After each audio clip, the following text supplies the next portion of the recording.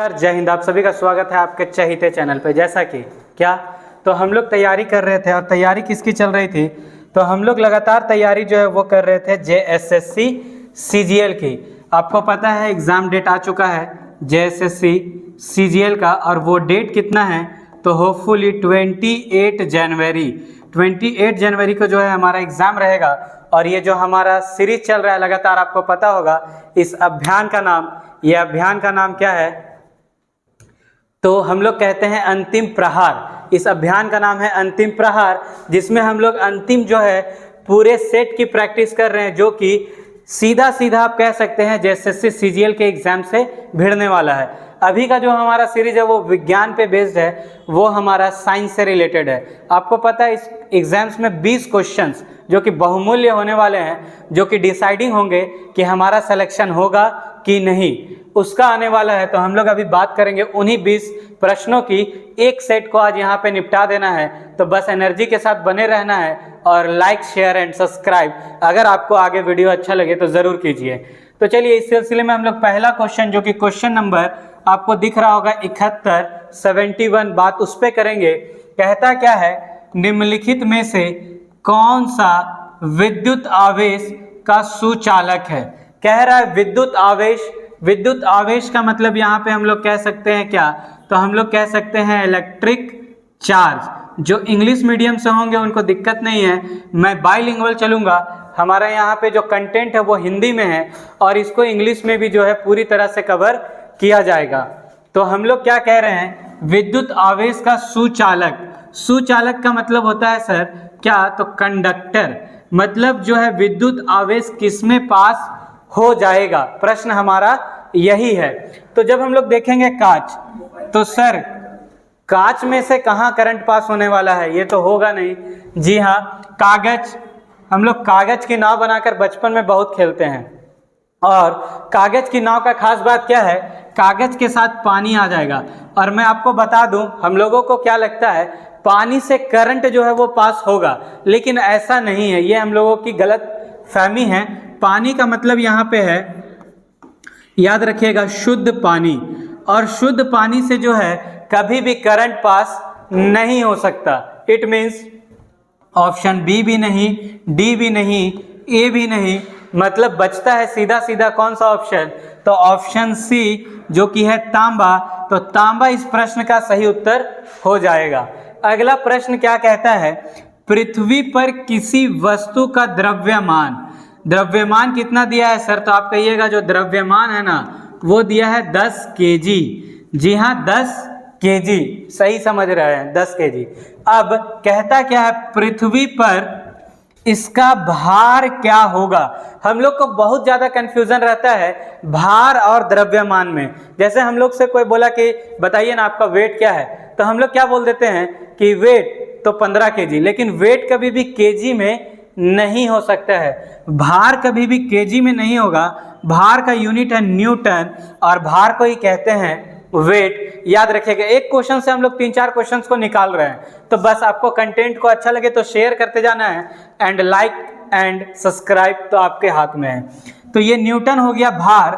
और भार के लिए सर हम लोग एक छुटका सा फार्मूला पढ़ते हैं। जी हाँ, हम लोग झारखंड से है ना, तो थोड़ा कम पढ़ने में ध्यान देते हैं, और खास करके विज्ञान तो हल्का फुल्का जानते हैं। छुटका वाला फार्मूला, वो छुटका वाला फार्मूला क्या है? W इज इक्वल टू, हम लोग कहते हैं mg, और ये जो W is equal to mg है ना सर, यही दे देगा इसका उत्तर। कैसे?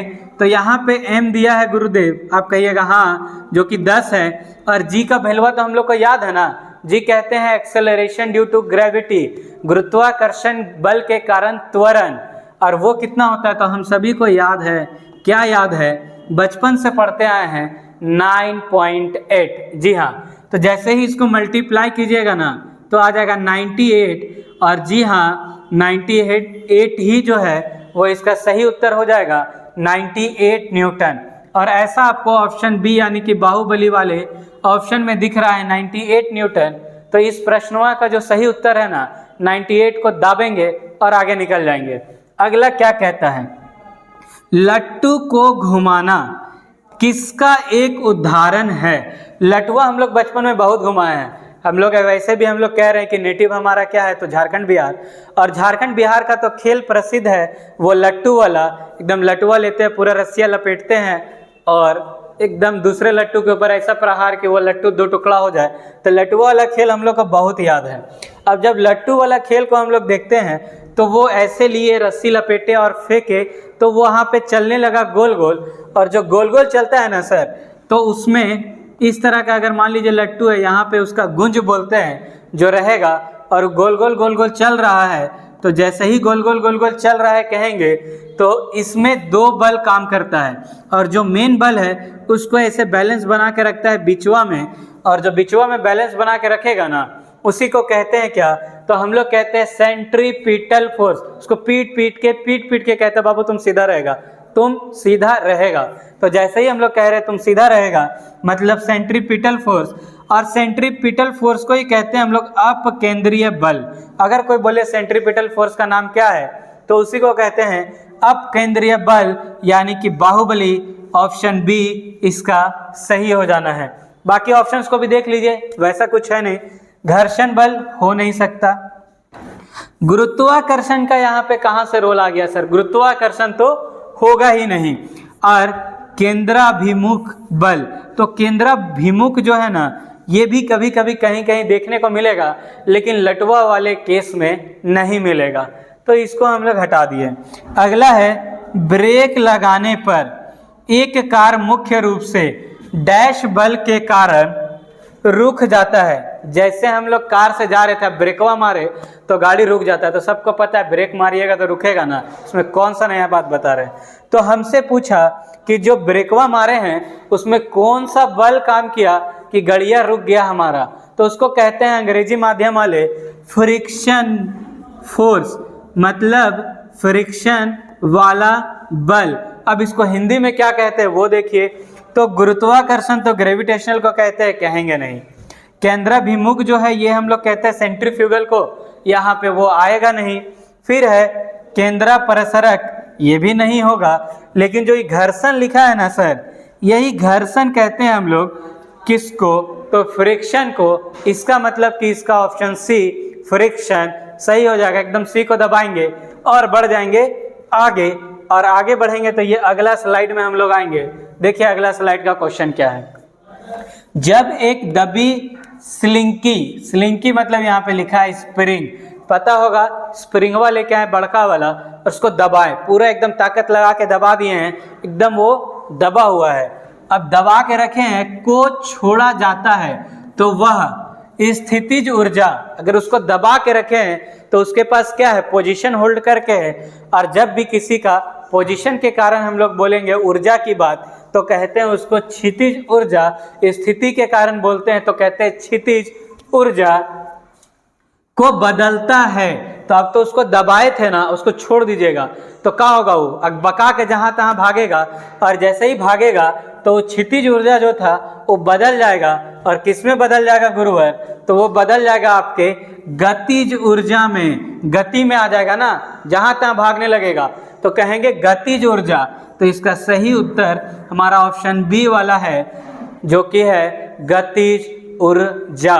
गतिज ऊर्जा और क्षितिज ऊर्जा को गतिज ऊर्जा के साथ जोड़ देंगे ना सर, तो इसी को कहते हैं यांत्रिकी या यांत्रिक ऊर्जा। कभी आपसे पूछ दे क्षितिजवा और गतिजवा को जोड़ दीजिएगा तो क्या बनेगा, तो हम लोग को बोलना है कि यांत्रिक ऊर्जा जो है वो बन जाता है। अगला प्रश्न क्या है, एक परमाणु द्रव्यमान की इकाई आपको पता है AMU, एटॉमिक मास यूनिट, किसके बराबर होती है। तो ये डायरेक्ट वाला प्रश्न है, हमको डायरेक्ट याद रखना है कि एक AMU जो है वो बराबर होता है 1.6 × 10⁻⁻27 kg के। ऑप्शन ए जो है यहाँ पे सही हो जाएगा। ऑप्शन वो आप देखिए ध्यान से, 1.6 × 10⁻27।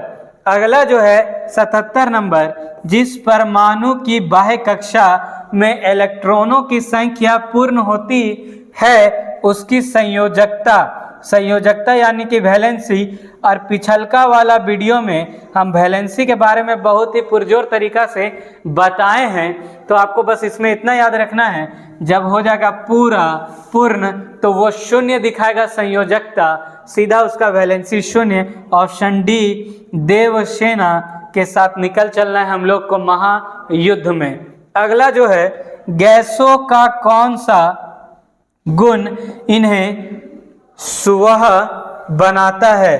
तो सुवह बनाने वाला गैसों का कौन सा गुण है? आपको पता होगा गैस का ना ही आयतन ना ही इसका द्रव्यमान, दोनों के दोनों फिक्स नहीं होते हैं। तो इसके पास एक बहुत बड़का वाला कहते हैं गुण है, जिसको कहते हैं संपीड़न, और संपीड़न जो है वही इसको सुवह बनाता है। तो हम लोग को देखना है संपीड़न कहाँ है। तो विसरण नहीं, आकार नहीं, आयतन नहीं, संपीड़न बी वाले ऑप्शन बाहुबली वाले में है। तो बस बाहुबली को लेकर निकल चलिए संपीड़न के साथ। आइए अगला प्रश्न देख लें। अगला प्रश्न क्या है? कॉपर सल्फेट का बात कर रहा है। जी हाँ, कॉपर सल्फेट। कॉपर सल्फेट का जलीय विलयन। अब देखिए, कॉपर सल्फेट को जैसे ही पनिया में मिलाइएगा ना, तो यहाँ पे कहानी देखने को मिलेगा। आप कहिएगा कौन सा कहानी? तो कहानी कुछ ऐसा है कि यहाँ से टूटेगा और ये H और OH में टूटेगा और ई सर टूट जाएगा, कॉपरवा बेचारा अलग और यहाँ से सल्फेट अलग, और ये दोनों बना लेगा रिश्ता, और जैसे ही बना लिया रिश्ता तो हो जाएगा आपका एसिड जो कि है H2SO4।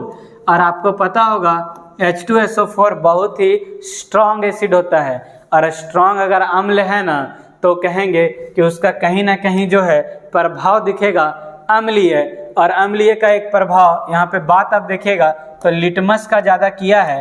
तो अम्लीय का आपको प्रभाव पता होगा ABR। आप कहिएगा ये क्या लिख दिया सर? तो ये हम लिखे हैं छोटका सा ट्रिक जो आपको याद रखना है। एसिड ब्लू को रेड में परिवर्तित कर देगा, बदल देगा। ABCD याद करते हैं ना, तो बस ABR याद कर लीजिए। तो ब्लू को रेड में बदल देगा हमारा अम्ल। तो देखिए ऐसा कहाँ लिखा है? तो नीले लिटमस को लाल कर देता है। जी, यहाँ पे नीला लिटमस को लाल करने का काम हम लोग देखेंगे कौन करेगा। तो ये हमारा करेगा कॉपर सल्फेट। तो बस सीधा इसको ऑप्शन अब बी यानी कि बाहुबली वाला टिक कीजिए और आगे बढ़ जाइए अगला प्रश्न की ओर। और अगला प्रश्नवा क्या है देखिए, आधुनिक आवर्त सरणी में पीरियोडिक टेबल देखते हैं, एकदम देखें क्या होता है, जिगजैग रेखाएं। पीरियोडिक टेबल जब देखिएगा ना, छुटका सा हम बना रहे हैं इस तरह से, और जिगजैग माने यहाँ पे आता है बीच में एक रेखा जिसको कहते हैं उपधातु मेटालॉइड वाला। ये क्या करेगा? तो ये धातुवेन को जो है उसको अधातु से अलग कर देता है, धातु को बदल देगा धातु को अलग कर देगा अधातु से। तो ऐसा ऑप्शन आपको कहाँ दिख रहा है? ऐसा हम लोग को पहला ऑप्शन ही दिख रहा है, अधातु से अधातुओं को अलग करती है। तो बस टिक कीजिए और अलग हो जाइए। अगला है 81 नंबर, DPT का उपयोग से रोकथाम होता है। किसका रोकथाम के लिए हम लोग DPT का उपयोग करेंगे?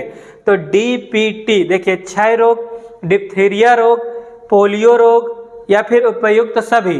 तो नाम में आया है डी, तो इसको मारिए डिप्थेरिया। क्यों? क्योंकि इसका फुल फॉर्म भी देखिएगा ना, तो डिप्थेरिया प्लेटोरेसिस आपका करके होगा, वहाँ पे हम लोग को याद रखना है। तो डिप्थेरिया डी। और ये होता क्यों है? तो आपको याद रखना है कोरोनो, कोरोना नहीं सोचना है, कोरोनो बैक्टीरिया के कारण जो है आपका ये वाला होगा बीमारी, और इसके लिए बहुत सारा टीका भी सरकार द्वारा चलाया जाता है। तो ये डिप्थेरिया रोग को जो है अलग करेगा, याद रखना ऑप्शन बी यानी कि बाहुबली के साथ हम लोग आगे बढ़ जाएंगे। अगला प्रश्न क्या कहता है, निम्नलिखित में से कौन सा अनुमस्तिष्क के बारे में सही है? तो जरा अनुमस्तिष्क के बारे में देखते हैं। यह पश्चिम मस्तिष्क का नहीं, पश्चिम मस्तिष्क के ये ऊपर होता है, उसका एक भाग नहीं है, तो ये नहीं होगा। यह मस्तिष्क के पश्च क्षेत्र में, तो पश्च क्षेत्र में स्थित भी नहीं होता है, ये भी नहीं होगा। यह मस्तिष्क का काफी छोटा भाग, तो हाँ काफी छोटा तो होगा। जैसे ही लास्ट वाला देखिएगा आप, इनमें से कोई नहीं, तो उससे पहले सी वाला में थोड़ा जोर देना होगा। तो देखिए यह मस्तिष्क का काफी छोटा भाग, लगभग 25 यहाँ पे गलत लिखा है सर, तो लगभग 11 या 12% हम लोग कहते हैं ये जो है कैरी करता है या फिर बोलिए एक्वायर करेगा। तो अगर आपको दिखेगा कि 11% तो मार दीजिए, नहीं तो इनमें से कोई नहीं भी मार सकते हैं। ये वाला लाइनवा आगे वाला सही है, यह मस्तिष्क का काफी छोटा भाग। अब अगला प्रश्न, पौधों में कोशिका भित्ति का निर्माण करने वाले जटिल कार्बोहाइड्रेट को क्या कहा जाता है। देखिए इस तरह के क्वेश्चंस तो हम लोगों ने इतना डिस्कस किया ना, आप पीछे जाइए, सीरीज हमारा पूरा देखते आइए, आपको दिख जाएगा। इतना डिस्कस्ड है कि ये बार बार बताने में मुझे खराब लगता है कि बार बार एक ही क्वेश्चंस का कितना एक्सप्लेनेशन दूं। तो इसको सीधा टिक कीजिए आप, क्या सेलुलोज, ऑप्शन बी, वो सीधा मारकर आप आगे बढ़ जाइए। अगला, निम्न में से कौन मानव आहार नली का भाग नहीं है। देखिए नहीं पे हम लोग पूरा पुरजोर जोर देते हैं, नहीं तो क्वेश्चन वहाँ हमारा गड़बड़ा जाएगा। अब जब नहीं पूछा है, ये भी बहुत कॉमन क्वेश्चन है, ना जाने कितने बार हम लोग चलते फिरते इसके बारे में पढ़ते हैं। कहता क्या है, मुख गुहिका, तो ये आपका होगा आहार नली का भाग।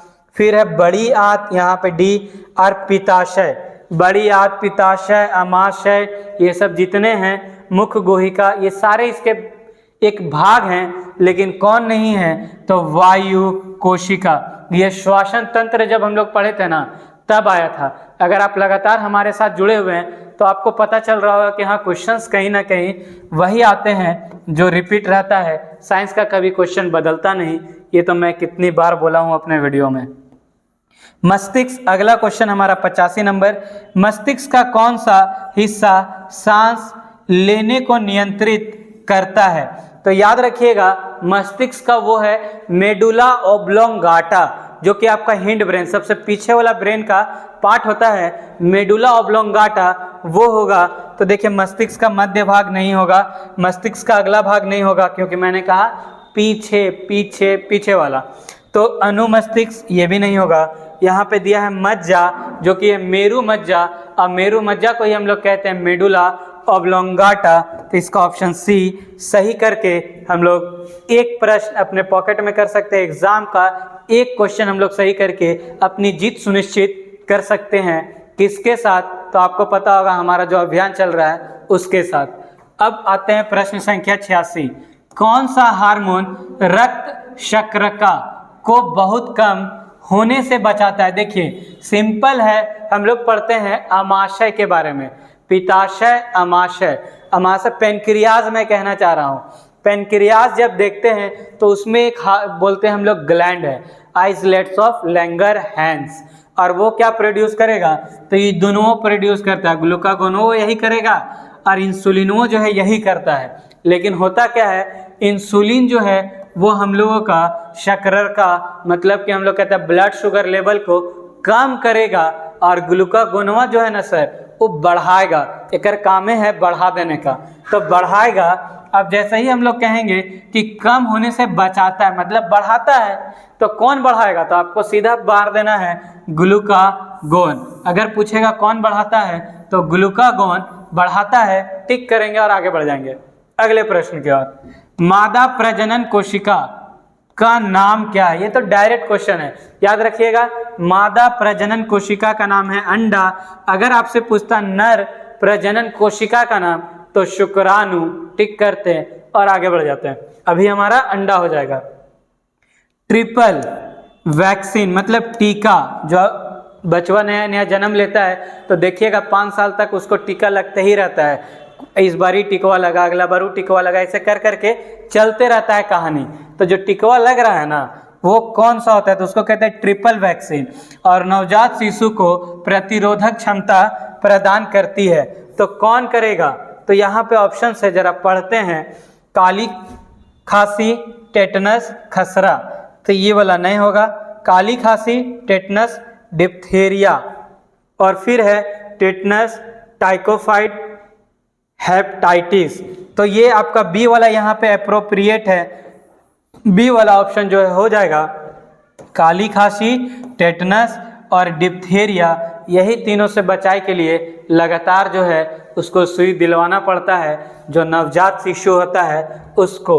अगला हमारा स्लाइड क्या कहता है, तो अगला स्लाइड हमारा है इनमें से कौन सा DBMS, थोड़ा सा हल्का हल्का थोड़ा सा अगर आप कंप्यूटर पढ़े होंगे, संगणक का थोड़ा सा नॉलेज होगा तो आप बोलिएगा DBMS मतलब डाटा बेस।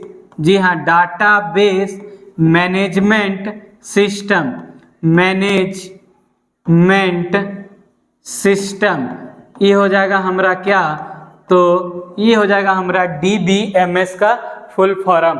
का उदाहरण नहीं है, देखिए फिर फंसाएगा, नहीं है।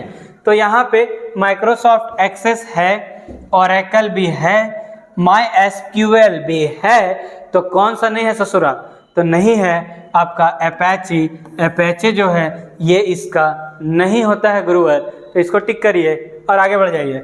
सुस्ती जिसको कहते हैं एस्टिवेशन क्या है, तो नहीं कहते कितना सुस्ताइल है जी तुम, एकदम सुत्ते रहता है जब देखो, तो कहते हैं ना कभी, तो कहते हैं तो क्या कहते हैं, सुस्ताइल है, सोते रहता है, मतलब ये कहीं ना कहीं निंद्रा को दिखाएगा। और ऐसा ऑप्शन आपको ए में ही दिखेगा, क्योंकि बी देखिए भोजन की कमी, पानी प्रतिरोधक, सपना देखना, तो ये तीनों तो है नहीं। सपना देखेंगे ना, जब हम लोग कुछ कर लेंगे, कुछ बन जाएंगे, तब सपना में आएगी, और सपना में आएगी हमारी सपना, तब सोचेंगे उसके बारे में। अभी तो खैर हम लोगों को बस JSSC CGL को एकदम टारगेट कर लेना है, और इसमें सुस्ती किसको, तो पशु निद्रा को दिखाता है, बस याद रखिएगा और आगे बढ़ जाइए। अगला, अच्छा अगले स्लाइड में तो क्वेश्चन है ही नहीं, हमारा क्वेश्चन 90 तक ही जाता है, तो ये आपका 20 क्वेश्चंस का आज जो है सेट हमारा कंप्लीट हो गया।